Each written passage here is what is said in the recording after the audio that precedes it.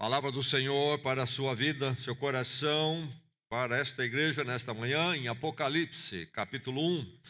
Vamos focar no verso 4 ao verso 8, Apocalipse 1, primeiro livro da Bíblia. Meu último livro da Bíblia, Apocalipse, capítulo 1, versos 4 a 8 é a porção da palavra do Senhor para nós. Mas enquanto pensamos em Apocalipse, temos destacado um verso, quero recordá-lo antes de irmos ao texto desta manhã. Apocalipse 21, 4 diz: Ele enxugará dos seus olhos toda lágrima. Não haverá mais morte, nem tristeza, nem choro, nem dor, pois a antiga ordem já passou. Perseverando na história vitoriosa é o nosso tema para Apocalipse, perseverando na história vitoriosa. Antes de lermos os versos 4 e 8, vamos recordar versos 1 e 3, que é o prólogo do livro e carta, versos 1 e 3. E diz assim: revelação de Jesus Cristo que Deus lhe deu para mostrar aos seus servos o que em breve há de acontecer. Ele enviou o seu anjo para torná-la conhecida ao seu servo João, que dá testemunho de tudo que viu. Isto é, a palavra de Deus e o testemunho de Jesus Cristo. Feliz aquele que lê as palavras desta profecia, e felizes aqueles que ouvem e guardam o que nela está escrito, porque o tempo está próximo. Neste prólogo, então, nós vimos que nossa visão já é aberta no livro de Apocalipse, nesta introdução, que nos fala de uma história orientada, que a nossa história é orientada pelo Senhor e que então esse prólogo nos orienta com relação à nossa história, dando nexo. O desenrolar dela, é nos dito aqui, é conhecido, o Senhor conhece, o processo é conhecível por nós também, ou para nós. E o entendimento de conhecer esse processo, dessa história orientada, é algo recompensador, nos abençoa as nossas vidas. Agora, então, versos 4 a 8, vamos ouvir a palavra de Deus e vamos receber a palavra de Deus, que o Espírito Santo aplique a cada um nesta manhã e edifique nossas vidas.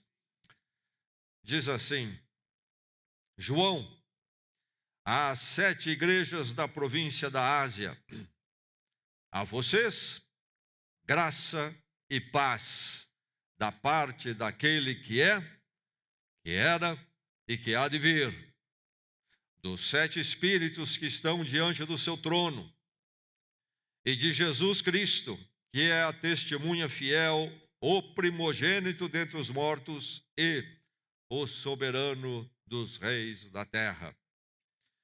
Ele nos ama e nos libertou dos nossos pecados por meio do seu sangue, e nos constituiu reino e sacerdotes para servir a seu Deus e Pai.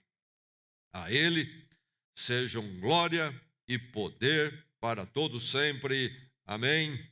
Eis que ele vem com as nuvens, e todo olho o verá, até mesmo aqueles que o transpassaram, e todos os povos da terra se lamentarão por causa dele. Assim será. Amém. Eu sou o Alfa e o Ômega, diz o Senhor Deus, o que é, o que era e o que há de vir, o Todo-Poderoso. A palavra do Senhor, outra vez, para que ela finque raízes em sua mente e coração. João, às 7 igrejas da província da Ásia, a vocês graça e paz da parte daquele que é, que era e que há de vir, dos 7 Espíritos que estão diante do seu trono, e de Jesus Cristo, que é a testemunha fiel, o primogênito dentre os mortos e o soberano dos reis da terra. Ele nos ama e nos libertou dos nossos pecados por meio do seu sangue, e nos constituiu reino e sacerdotes para servir a seu Deus e Pai. A ele sejam glória e poder para todos sempre. Amém. Eis que ele vem com as nuvens, e todo olho verá, até mesmo aqueles que o transpassaram, e todos os povos da terra se lamentarão por causa dele. Assim será. Amém. Eu sou o Alfa e o Ômega, diz o Senhor Deus. O que é, o que era e que há de vir, o Todo-Poderoso. Ouvimos a palavra do Senhor.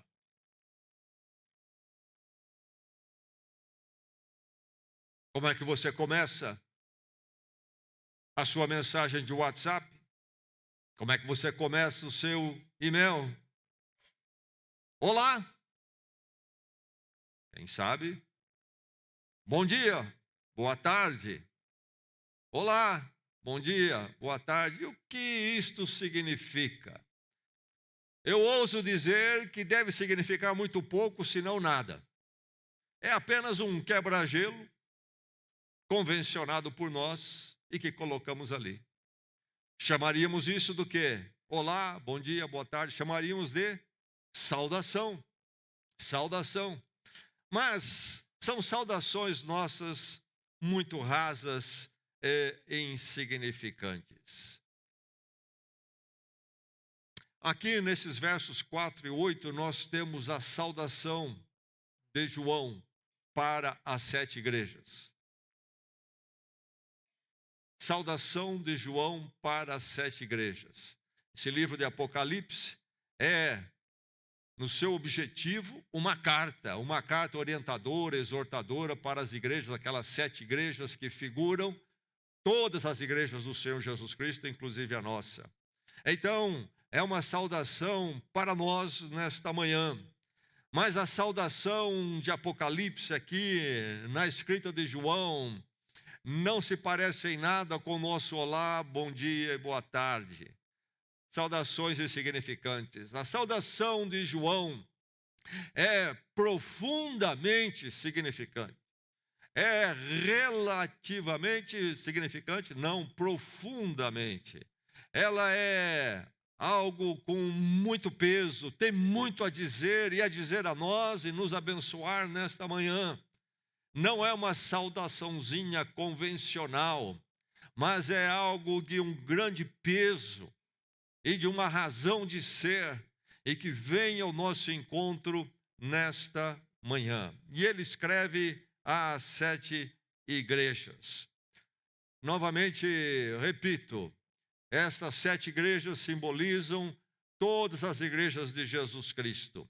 O livro de Apocalipse, vimos na semana passada, é um livro essencialmente simbólico, simbologia direto. E os números todos são simbólicos. Eles não são itens matemáticos ou aritméticos, se preferirmos, mas simbologias. E o número 7 sempre representando essa dimensão de completo. Então, por que 7 igrejas? Porque essas igrejas são colocadas como uma representação de todas as igrejas. Se nós olharmos no mapa, essas 7 igrejas aqui que estão aqui em Apocalipse, começando com Éfeso, indo para Esmirna, Pérgamo, Tiatira, Sardes, Filadélfia, Laodiceia, nós vamos perceber no mapa lá da chamada Ásia, hoje boa parte da região da Turquia, que essas igrejas compõem um círculo, num raio de mais ou menos 150 quilômetros. E se especula por que João escolheu essas 7, talvez porque elas eram um tipo de igrejas mães regional, ali na pequena região onde cada uma estava. Mas é um círculo e segue as cartas que vamos ver ainda mais à frente, a citação das cidades em cartas segue numa direção que vai de uma cidade para outra, como está na geografia. E seria a forma que, por exemplo, um carteiro faria, o roteiro que ele faria para entregar as 7 cartas. Mas, enfim, é mais do que aquelas 7 igrejas. É para todas as igrejas. Na Ásia, aqui onde essas igrejas estão, essas 7 igrejas estão, nós sabemos que haviam outras igrejas. E, então, a palavra 7 em Apocalipse, sempre este símbolo de uma dimensão completa. E então João escreve a carta às 7 igrejas. Para nós, hoje, sim, para nós. Então, nesta introdução aqui e nesta saudação, João às 7 igrejas, é também João à Igreja Batista Celebração no dia de hoje. Lá estavam esses irmãos naqueles dias, em que condição? Bem, se lermos um pouco mais, vamos ver que o próprio João estava na ilha de Pátimos como prisioneiro por causa do Evangelho de Jesus Cristo. O apóstolo João é colocado naquela prisão por um tempo. Depois temos informações na história que ele saiu daquela prisão. E João já está numa idade avançada nesse tempo. Era um tempo, então, do quê? De sofrimento. João é levado à prisão por causa do Evangelho de Jesus Cristo, o seu apostolado. E esses irmãos e as igrejas estavam vivendo esta hora difícil. Está no poder o imperador Domiciano, um homem arguto, inteligente, mas terrível e maligno, e que realmente faz uma perseguição à igreja de forma generalizada no Império Romano. Antes dele, Nero havia perseguido os cristãos em parte, principalmente em Roma, e que refletiu em alguns lugares do reino, mas do Império Romano, mas não foi algo generalizado e sistemático. Mas com Domiciano não. Domiciano que vai governar de 81 a 96 depois de Cristo, e João está já idoso nesse tempo, e Domiciano exige que todo mundo preste culto a ele como um Deus, e os cristãos não vão fazer isto. Grande é o sofrimento dos cristãos naqueles dias. E então João, que está ele mesmo sofrendo em prisão, escreve esta carta na revelação que ele recebe de Deus, para exortar, consolar, animar os crentes daqueles dias e os crentes, os discípulos de Cristo, as igrejas de todas as eras e tempo, e para fazer assim conosco nesta manhã. Enfim, uma saudação que é edificante. A palavra de Deus o convida a ser edificado nesta manhã por essa saudação. Esta saudação pode edificar a sua vida, deve edificar, e pela graça de Deus irá edificá-lo nesta manhã. Seja edificado pela saudação. Essa saudação vem de João. João como escritor. Mas essa saudação não é viabilizada nem origina nele realmente. Ela é viabilizada pelo Deus Trino. Se você prestou atenção, você ouviu aqui como é que ele coloca. Ele diz, João às 7 igrejas, graça e paz de João? Não, graça e paz da parte do Deus Trino. Então é João que saúda. Mas se ele pode saudar esta igreja com graça e paz, é porque Deus assim viabiliza. O Deus revelado de forma trinitária viabiliza esta saudação. Sem este Deus triuno, João não poderia ter escrito para nós essa saudação profunda e cheia de conteúdo como ele fez. É de João a saudação, mas ela emana de Deus. E nós vamos ver aqui nesta saudação este Deus Trino, porque o Evangelho de Jesus Cristo é baseado no Deus Trino. A salvação que nós conhecemos da fé cristã só é possível e só faz sentido no Deus Trino. Não haveria cristianismo, fé cristã, sem o Deus Trino. Não haveria salvação para nós pecadores se não fosse a presença e a ação do Deus Trino. Ele diz, graça e paz da parte daquele que é, que era e que há de vir. Quem é este? Deus Pai. Está falando de Deus Pai. É da parte daquele que é, que era e que há de vir. Aquele que é uma forma abreviada do nome de Deus revelado a Moisés muito tempo antes de João. Talvez 1500 anos antes dele, quando Moisés é chamado para ser o libertador do povo de Israel que estava escravo no Egito. E lá no livro de Êxodo, nas Escrituras, nós encontramos a narrativa. E Moisés está trabalhando num deserto como pastor de ovelhas, e Deus se manifesta a ele ali naquela experiência, naquela teofania da sarça ardente. E Deus então se manifesta para chamar Moisés para fazer a obra. E Moisés pergunta a Deus: qual é o teu nome? E Deus diz: eu sou quem sou. E Moisés pergunta, porque Deus o envia, Deus diz: você deve ir libertar meu povo. Moisés fica muito em dúvida, inseguro. O que eu vou dizer para o povo se eles perguntarem sob que ordem você está aqui como líder para nos libertar? E Deus diz para ele: diga, o eu sou me enviou. O eu sou me enviou. Essa expressão vai também ser refletida no nome de Deus, conhecido no Velho Testamento, na forma do Deus que faz o pacto e a aliança, e Javé, o Deus do pacto e da aliança com o povo de Israel. E Javé, então, é uma expressão deste eu sou. E aqui o que nós temos no livro do Apocalipse é uma referência a isto, aquele que é. Deus é a essência da existência e do ser. Todos nós somos de forma contingente. Nós não somos absolutamente. Eu poderia não existir e vocês poderiam estar aqui reunidos sem mim nesta manhã. E ninguém ia perguntar: mas o Gessé não está aqui. Como é que é? Ele não existe. Ninguém não ia nem saber, nem pensar, nem imaginar isto. Nós existimos porque Deus nos criou. Nossa existência, nosso ser é limitado, é contingente. Mas não Deus. Deus é a essência do ser. É aquele que é em si mesmo e é para sempre. Eu sou, é o nome dele. Então é o Deus Pai. E quando diz o que era, o que é e que o há de vir, são 3 tempos verbais: passado, presente e futuro, que indicam o quê? A eternidade, indica a perenidade e a presença constante, que não vai embora.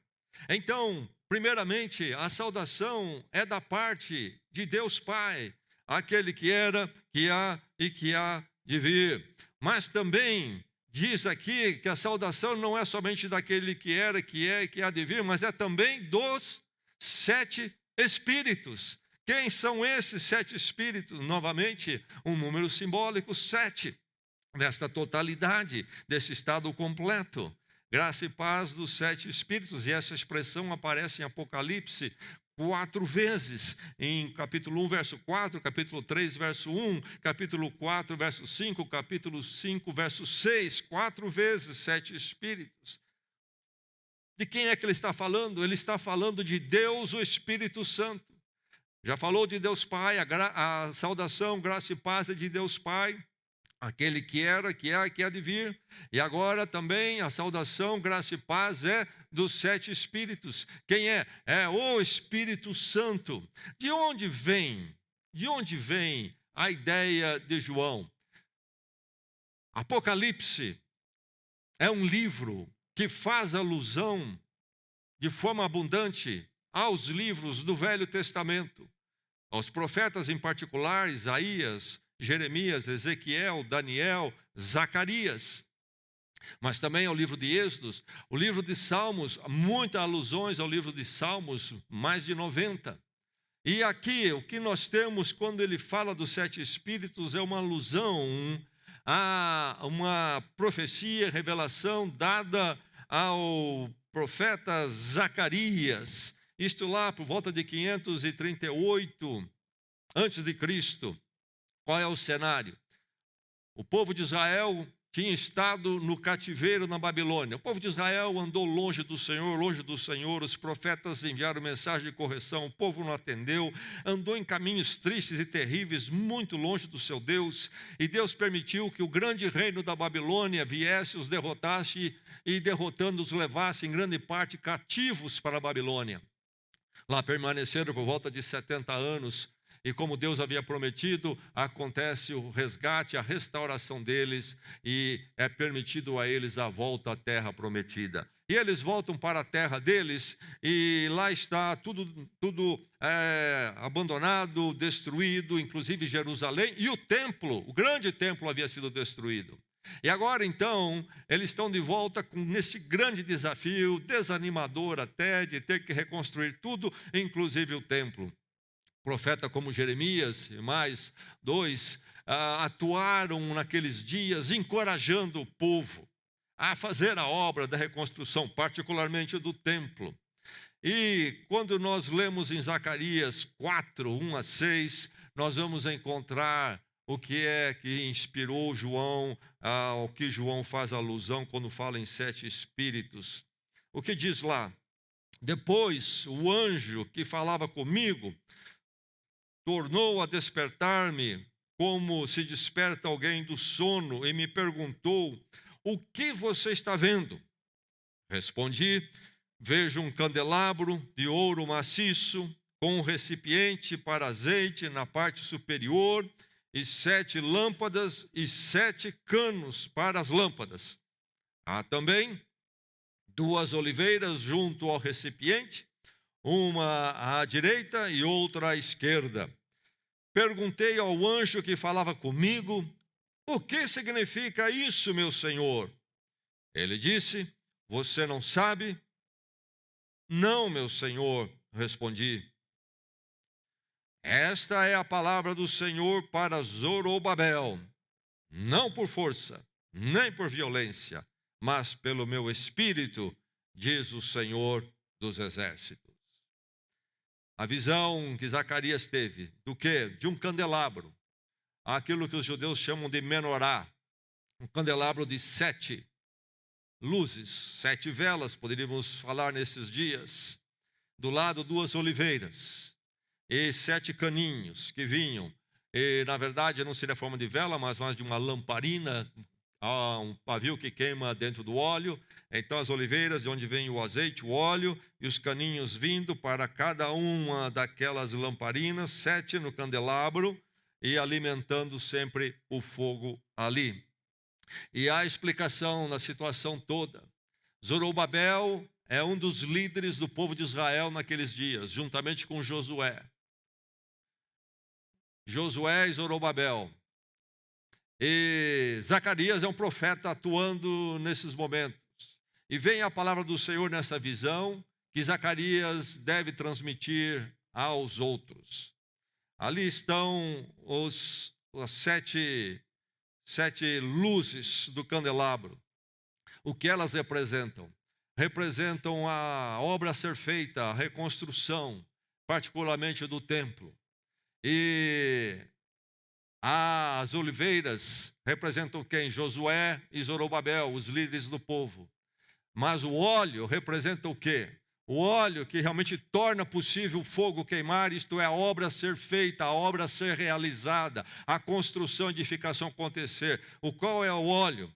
Nós encontramos a resposta no último verso: não por força, nem por violência, mas pelo meu espírito, diz o Senhor dos exércitos. Zorobabel vai liderar, ele tem o poder, conduzir o povo para a reconstrução, mas não será pela força nem pela violência. Não vai acontecer primeiramente porque há ação humana, mas será pelo meu espírito, diz o Senhor. E esta visão então é que faz a base para a visão dos 7 espíritos de João. O espírito que está olhando a obra toda. A obra toda. Agora, nos dias de João, não a reconstrução do templo, mas as 7 igrejas. Quem são as 7 igrejas? Todas as igrejas do Senhor. Por que 7 espíritos? É o Espírito Santo olhando por toda a igreja do Senhor. Esta é a ideia aqui que nós encontramos em João. O Santo Espírito. Então, Deus Pai, Deus o Espírito Santo. Aliás, em todas as cartas de João, nós vamos ver nas 7 cartas, ele conclui sempre dizendo o quê? Quem tem ouvidos, ouça o que o Espírito diz à igreja. Ouça o que o Espírito diz à igreja. Em todas as cartas. É o Espírito olhando para com cada igreja, falando a cada igreja, orientando, exortando cada igreja, sustentando cada igreja.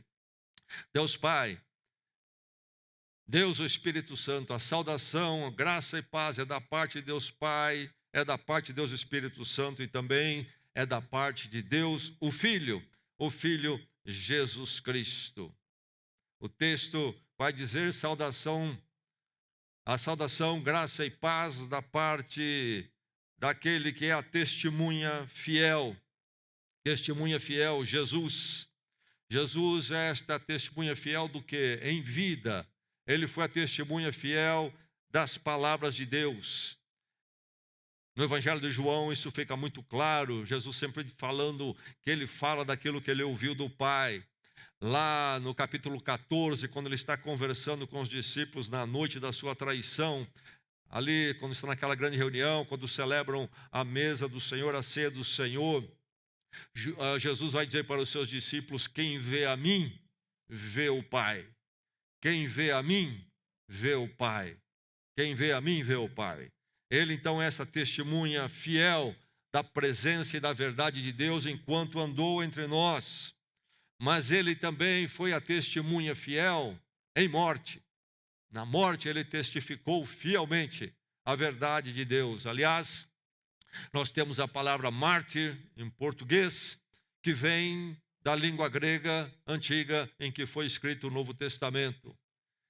E quando nós vemos a palavra testemunha aqui, no grego está a palavra mártir. Mártir. E aí ganhou a conotação daquele que morre pela fé ou por uma causa.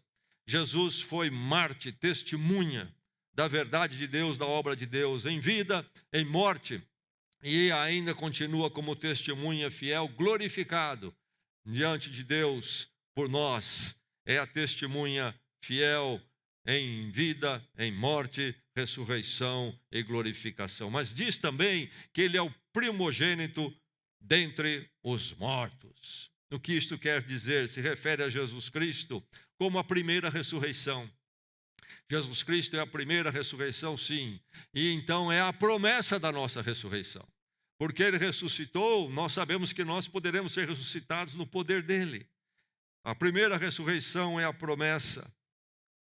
Ele se identificou conosco, Deus encarnado, foi um de nós. Morreu, como nós todos haveremos de experimentar a morte. Mas ele, por nós, também ressuscitou como a primícia da ressurreição, daquilo que Deus vem fazer a nós, dar a esperança da ressurreição. Mas a palavra primogênito na cultura hebraica tem um outro significado que está presente aqui, que não é a questão de ser simplesmente o primeiro em ordem, aquele primeiro antes dos outros, mas no sentido de primeiro de preeminência, de ser o mais importante. Então aqui quando diz que ele é o primogênito dentre os mortos, está falando desta preeminência universal de Jesus Cristo. Aliás, o Salmo 89 é um salmo considerado salmo messiânico. É um salmo escrito, então, ali poucos séculos antes de Jesus Cristo, que canta a promessa da vinda do Messias na linhagem do rei Davi. Viria o Messias e a grande obra de Deus de restauração aconteceria com o povo de Israel. O Salmo 89 é um salmo messiânico, profético, porque fala da vinda do Messias. E o Salmo 89, no verso 27, vai dizer: também nomearei o meu primogênito, falando do Messias, o grande rei. Também o nomearei meu primogênito, o mais exaltado dos reis da terra. Nomearei o meu primogênito, o mais exaltado dentre os reis da terra. O que ele está falando aqui? Está falando que primogênito no sentido de ser o mais exaltado entre os reis, entre os maiores do mundo. Então, este sentido se aplica a Jesus Cristo. Primogênito não somente na questão da ressurreição, mas ressurreto é o maior de todos. Jesus é primeiro, então, em ordem, de sequência e é o primeiro também em importância. Ele é o primeiro em ordem, sequência, o primeiro a romper com a morte, mas também o primeiro em proeminência, em importância. Ele é o soberano dos reis. Voltando ao Salmo 89, Apocalipse diz aqui que ele é o soberano dos reis. Foi morto, é ressurreto, mas ele é o soberano dos reis. Para nós isso tem importância, mas também nós não conseguimos talvez aquilatar a importância que isto era para as 7 igrejas da Ásia e para todas as igrejas naqueles dias de João. Ele está preso debaixo do poder do Império Romano, do imperador. O imperador se diz até Deus. Mas agora vem João escrever algo que é subversivo até. Porque ele vai dizer que Jesus Cristo é maior que o soberano dos reis, ou ele é o soberano dos reis. Eu estou preso por causa do império, do imperador, me colocou aqui na cadeia, na ilha. Fui exilado aqui. Mas deixe-me dizer que você, imperador, você não é o soberano. Você não é o maior. Jesus Cristo, o primogênito, a testemunha, ele é o soberano dos reis. Colocação, saudação tremenda, tremenda. E aqui está falando de Deus, o Filho, Jesus Cristo, porque ele, inclusive, ele vai concluir fazendo uma doxologia a Jesus Cristo. Isto é uma palavra de louvor e adoração. Como é que ele conclui? A ele, Jesus, seja a glória, o poder para sempre. Amém. A Jesus e a ele seja o poder e a glória para sempre. Amém. Ele afirma, inclusive, e confirma. E aí temos então a presença divina de Jesus Cristo. Saudação viabilizada pelo Deus Trino. Essa saudação de João não seria possível se não fosse a obra e a manifestação do Deus Trino que realiza a nossa salvação. O Pai nos ama, envia o Filho que vem na missão e cumpre de nos resgatar na morte da cruz e ressuscita por nós, e o Espírito Santo que aplica a nós a esta obra de salvação, nos chama para ela, nos convence do pecado e depois nos transformando, nos sustenta como eram os 7 Espíritos cuidando de cada igreja, a das 7 igrejas, portanto cuidando de toda a igreja do Senhor. Seja edificado pela saudação. Você já foi edificado, está lhe edificando, seja edificado pela salvação viabilizada pelo Deus Trino. Mas essa salvação, esta saudação e esta salvação viabilizada pelo Deus Trino é somente para os resgatados por Cristo. Esta saudação não se aplica a você se você não foi resgatado por Cristo ainda. Que nesta manhã, se você não foi ainda, possa acontecer na sua vida. Você possa reconhecer quem Jesus Cristo é e a sua necessidade dele glorificado, mas dele também como aquele que morre na cruz pelos seus pecados. Em arrependimento você possa ser transformado. É para os resgatados em Cristo, porque diz o texto aqui, ele nos ama, ele nos ama. E note bem, o verbo está no presente. E usado desta forma quer dizer então que é um amor sempre, sempre, em todo momento que acontece, o presente, este amor está acontecendo. E chama a atenção, porque quando João diz, ele nos ama, o apóstolo João está onde? Exilado numa prisão, numa ilha. E ali ele diz, ele nos ama. E ele sabe que os seus irmãos em Cristo que vão receber esta carta estão em sofrimento e perseguição. Mas ele nos ama. E aí está a dimensão de se entender o amor de Deus acima das circunstâncias. Porque o amor de Deus é conhecido por nós não pela experiência do momento, mas pela grande obra que ele está realizando numa história vitoriosa. em nossas vidas. E que o sofrimento e a ação dos homens, das circunstâncias da vida, não são a última palavra e não são maiores do que o poder de Deus em nossas vidas e daquilo que Ele há de realizar. Mas aqui está então o grande amor de Deus. O grande amor de Deus, por isso Ele diz, Ele nos ama e nos libertou. Conhecemos o amor de Deus enorme, porque Ele nos libertou. E o verbo aqui é este mesmo, é o verbo forte, libertou. Isto é, nos tirou das algemas, das correntes, da escravidão, do pecado, de uma vida rompida com Deus. Ele nos libertou, Ele arrebentou essa prisão, nos libertou e João está preso. É a libertação espiritual. A vida há de nos apresentar circunstâncias difíceis e as pessoas podem também nos dar circunstâncias difíceis, nos causar dores. Mas a grande libertação que é eterna já aconteceu em Jesus Cristo, Ele nos libertou. Mas nos libertou por meio, diz aqui, do seu sangue. O preço foi alto demais para a minha libertação. E a expressão o sangue de Jesus, ou pelo seu sangue, não está se referindo a apenas a este elemento líquido que sustenta a vida no corpo, mas a própria vida.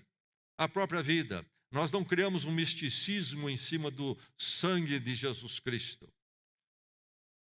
Fazer isso é não entender o Evangelho e a mensagem da palavra. Porque se fosse assim, a questão seria quanto de sangue de Jesus que precisa, não é?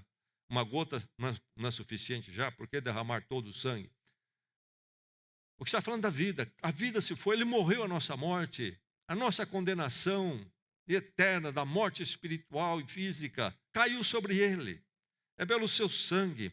Então a libertação foi por um poder tremendo e um custo enorme. O justo, o santo, aquele que não é como eu e como você, Ele morreu a nossa morte. Ele nada merecia aquilo, mas Ele toma o nosso lugar e pode tomar nosso lugar porque Ele não devia nada. Pelo seu sangue, resgatados em Cristo, e quem é resgatado em Cristo, então, recebe as bênçãos dessa saudação, a edificação dessa saudação. Mas Ele nos resgatou não para nos entregar ao nada, e diz o texto, nos constituiu reino e sacerdotes para servir a seu Deus e Pai. Nos constituiu em reino e sacerdotes para servir a Deus Pai. Resgatado em Cristo Jesus, não servimos mais o reino das trevas do mundo, mas servimos agora a Deus. E somos constituídos em reino. Ah, palavra também difícil ali nos dias de João. Mas nós não somos do Império Romano, João? Ah, somos. Mas somos mais e acima disto, cidadãos do reino de Deus. Nosso reino é o reinar de Deus. Quem governa o nosso coração, nossos caminhos, nossa vida, o imperador nosso é realmente Deus. A partir da libertação em Cristo, Ele nos tira do domínio das trevas, dos domínios do mundo, e nos coloca debaixo do seu império. Vivo para fazer a vontade de Deus e servi-lo em tudo que eu sou. E como sacerdote, eu tenho acesso total a Deus em Cristo, sumo sacerdote. E posso ministrar a presença de Deus ao mundo à minha volta, sou um sacerdote. E esta ideia, esta figura, vem lá já de Êxodo, que eu já citei aqui, o livro que fala do chamado de Moisés, da sarça ardente, porque lá em Êxodo, capítulo 19, verso 6, Deus diz que Israel seria um povo que seria de um reino, reis, e também seria sacerdotes, um povo constituído como sacerdotes. Mas depois nós vamos ver isto acontecendo na igreja do Senhor. Pedro vai falar, na primeira carta de Pedro, capítulo 2, verso 9, vai dizer que nós somos o sacerdócio real, o sacerdócio real. Deus, então, em Cristo, nos constitui nesta condição maravilhosa de servi-lo e andar com Ele em tudo o que nós somos. Note bem que o objetivo final não nós simplesmente sermos perdoados. O objetivo final, meu irmão, minha irmã, não é eu apenas ter um bem-estar. Não. O objetivo final é eu me tornar parte do reino de Deus e eu servir a Deus como sacerdote no mundo. Agora, a saudação é sobre o quê? Graça e paz. A saudação é para os que foram resgatados em Cristo, que nos amou e que nos libertou, mas é-nos dado a graça e paz. Por que a saudação, graça e paz no Evangelho? Duas palavras. Uma da língua grega, graça, e a outra tem a sua base na cultura judaica, no hebraico, então, paz. Graça e paz, bicultural. Porque o Apocalipse é sobre o resgatar de gentes de todos os povos. Mas note bem o que significa isto. Graça e paz da parte de Deus Trino. Não é da parte de João, mas da parte de Deus Trino. Como graça e paz? Essa graça e paz pode vir somente do Deus Trino. Graça é o meio. Graça é o canal. Graça é o que Deus faz em Cristo. Graça é o favor que não merecíamos e que Deus nos deu na morte de Cristo na cruz por nós. Quando falamos graça, então, quando João fala graça a vocês, está falando sobre que a obra de Deus em Cristo, na morte e na cruz, esteja com vocês. Esteja com vocês como? Reconciliando vocês com Deus, através do perdão desta morte. Mas, também, paz. Paz é o resultado. Paz com Deus. Estarem acertados, reconciliados com Deus por causa da graça, que é o meio, ao resultado que é a paz. Por causa da graça, que é o meio, que é o viabilizador, ao resultado que é a paz, paz com Deus hoje e para sempre. Então, graça e paz é a saudação própria para os crentes em Cristo Jesus, porque fala exatamente da base das nossas vidas, daquilo que Deus fez e daquilo que nós somos nele. Graça e paz é o resultado do Evangelho. Aí está essa saudação edificante para os resgatados em Cristo. Você já foi resgatado em Cristo? Você pode dizer: a graça e a paz chegaram à minha vida. Você já chegou àquele ponto na sua vida de sentir a sua distância de Deus, seu rompimento com Deus, que é comum a todo ser humano? Você já sentiu o seu pecado, a sua dívida moral diante de Deus? Sentiu num ponto em que você não teve outra opção a não ser dizer: ó Deus, eu preciso do perdão que só o Senhor pode me dar em Cristo Jesus, e me deu em Cristo Jesus? Você chegou a esse ponto de dizer: ó Deus, Ele morreu a minha morte, eu mereci aquela morte, pela morte dEle no meu lugar, então me perdoa e me recebe, me dá a tua graça, Senhor. Já chegou à sua vida isto? E você já experimentou então a reconciliação com Deus nessa graça? Tudo está em paz entre eu e Deus através de Jesus Cristo, que cobriu todo o meu pecado. E você já se tornou então reino e sacerdote, uma vida para servir a Deus. Já chegou à sua vida isto? Que nesta manhã possa chegar, porque essa saudação é algo que edifica, mas edifica somente os resgatados em Cristo. Que Deus possa colocá-lo também nessa condição. Seja edificado pela saudação viabilizada pelo Deus Trino, para os resgatados em Cristo e somente para eles. Mas saudação que anuncia o quê? A sublime promessa. Sublime promessa da história vitoriosa. Eis que ele vem com as nuvens e todo olho o verá, até mesmo os que o traspassaram. Sublime promessa. Na carta de Paulo a Tito, Paulo vai chamar esta promessa de abençoada esperança. Abençoada esperança. Eis que ele vem com as nuvens. E se ele não vem? E se ele não vem? Se não é verdade que ele vem, O que sobrou para a nossa história? O que sobrou para a história humana? Nenhum nexo. Um absurdo. Não há um sentido.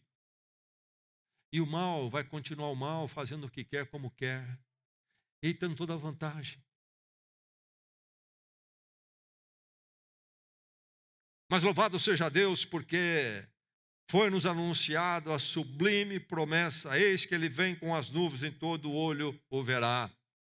Novamente, João está buscando uma figura do Velho Testamento, agora do profeta Daniel, capítulo 7, a partir do verso 13, nós temos Daniel narrando a sua visão. Daniel atua nos palácios da Babilônia. Era um exilado que cresceu lá dentro do Império Babilônio.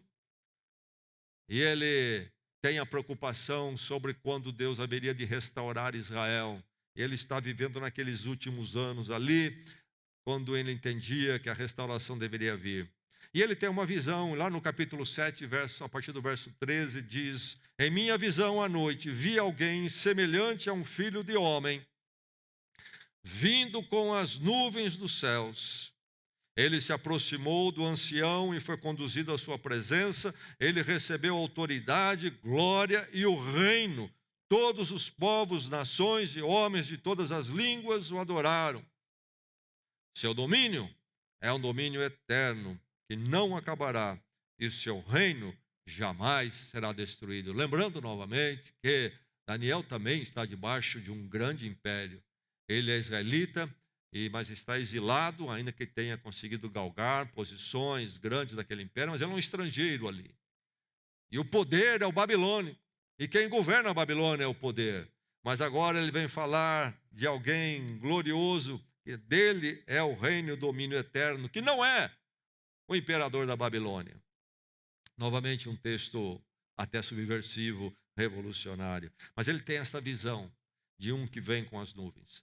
Daniel está escrevendo aqui, volta de 6 séculos antes de Cristo, e ele está vendo esta visão do futuro, tremenda visão. A sublime promessa. E João vai usar esta profecia e vai dizer: eis que ele vem com as nuvens, e todo olho o verá, até mesmo aqueles que o traspassaram. Vir com as nuvens nas Escrituras é um sinal, uma experiência gloriosa, é um símbolo de glória. Essa questão de nuvem na Bíblia é sempre um sinal de glória. É muito mais do que se pensar na nuvem física, mas de glória, uma representação de glória. Ele veio em glória. Ele veio uma vez em humildade. Veio para ser humilhado, para ser colocado pelos homens numa cruz e sofrer uma morte vergonhosa e terrível. Mas a segunda vez ele vem em glória e poder para um domínio que não tem fim. Abençoada esperança, sublime promessa. Promessa dele é que todo olho verá. Um fenômeno sobrenatural, evento universal. E aliás, quando ele diz, até mesmo aqueles que o traspassaram, ele novamente está se referindo ao profeta Zacarias no capítulo 12, verso 10 em diante. João sempre se baseando e fazendo alusões aos profetas no Velho Testamento. Seja edificado pela saudação, que a saudação o edifique nesta manhã. Saudação viabilizada pelo Deus Trino, mas para aqueles e somente para aqueles resgatados por Cristo Jesus, e essa saudação que anuncia essa sublime promessa, e essa saudação que faz isto de forma muito firme, firmemente assegurada esta promessa. Termina a nossa leitura com o verso 8, dizendo: eu sou o alfa e o ômega. Eu sou o alfa e o ômega. Vamos encontrar essa expressão alfa e ômega 3 vezes em Apocalipse. E é interessante que uma é aqui, outra é no capítulo 21, verso 6. E nessas duas vezes, alfa e ômega se refere a Deus, Deus Pai. Mas nós encontramos uma outra vez no capítulo 22, já no final então do Apocalipse, capítulo 22, verso 13, Alfa e Ômega, se referindo não a Deus Pai, mas a Jesus Cristo. Então, veja só a forma trinitária do Deus Trino. Alfa e Ômega, Deus é Alfa e Ômega, Deus o Filho é Alfa e Ômega. Eles são divinos, um Deus só manifestado nas três pessoas. Um Deus só manifestado nas três pessoas. Mas aqui está este que assegura, aqui então o próprio Deus Pai, dizendo: eu sou Alfa e Ômega. O que é Alfa e Ômega no livro do Apocalipse, na sua simbologia toda? Isto é, eu sou antes e além de tudo. Alfa era e é a primeira letra do alfabeto grego. Primeira letra, como o A na nossa língua. Alfa, eu sou Alfa. Eu sou o Ômega, a última letra do alfabeto. Primeiro e último. Outra expressão de Apocalipse.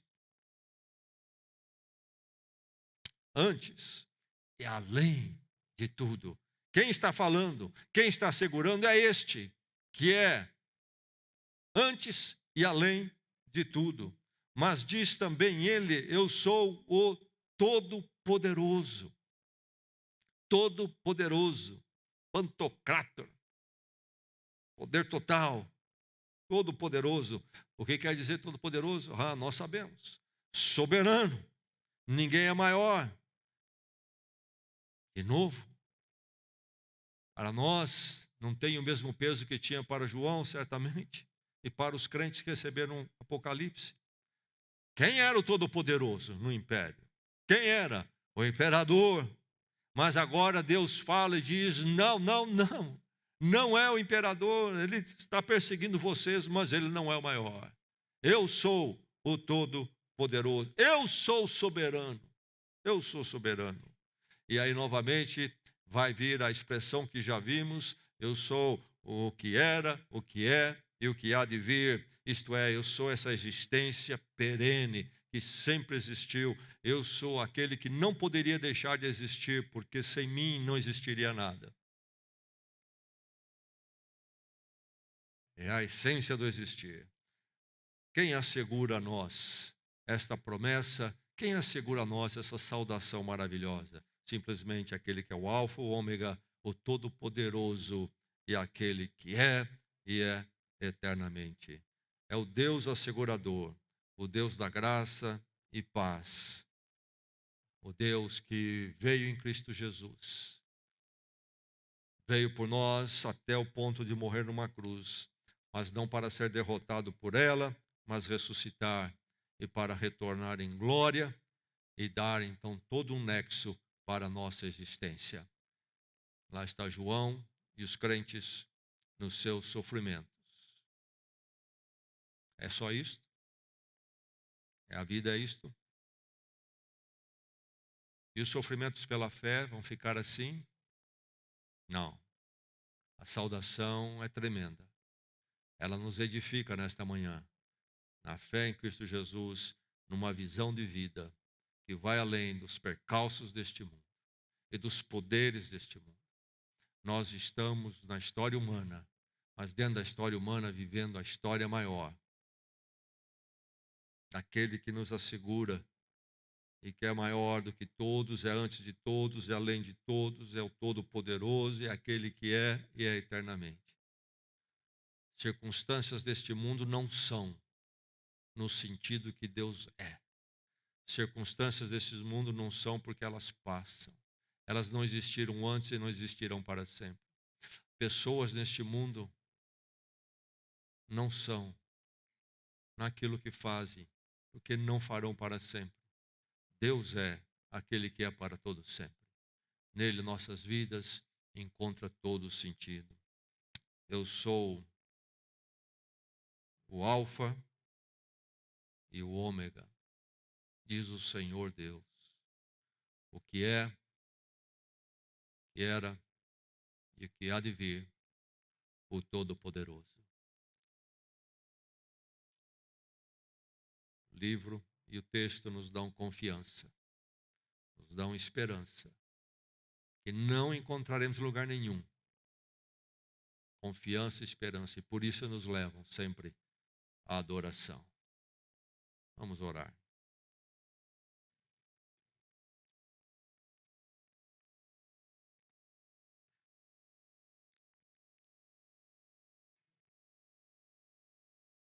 Perdoa-nos, Senhor, se comprometidos com os afazeres deste mundo e com os nossos sonhos, temos esquecido a nossa necessidade maior, que é a tua promessa sublime e a tua obra por nós em Cristo. Nossos sonhos, Senhor, reconhecemos, nossos afazeres jamais poderão dar o nexo que a nossa alma pede e clamas. Tem uma sede profunda. Precisamos de Ti e de Ti eternamente. Nós Te louvamos pela Tua obra em Cristo por nós, pelo Teu amor que o enviou, pela dedicação e compromisso dele de ser a testemunha até a morte, e pelo Teu Espírito Santo que nos chama e nos sustenta e nos orienta na direção eterna. Que nesta manhã assim Ele faça, nos edifique nas Tuas verdades, Senhor, e que possamos sempre estar descansando em Ti, o Senhor das nossas vidas, o Senhor da nossa história, na verdade, Senhor da história do universo. Aquele que é, que era e que há de vir, o Alfa e o Ômega, o Todo-Poderoso, a Ti seja todo louvor e adoração em Cristo. Amém.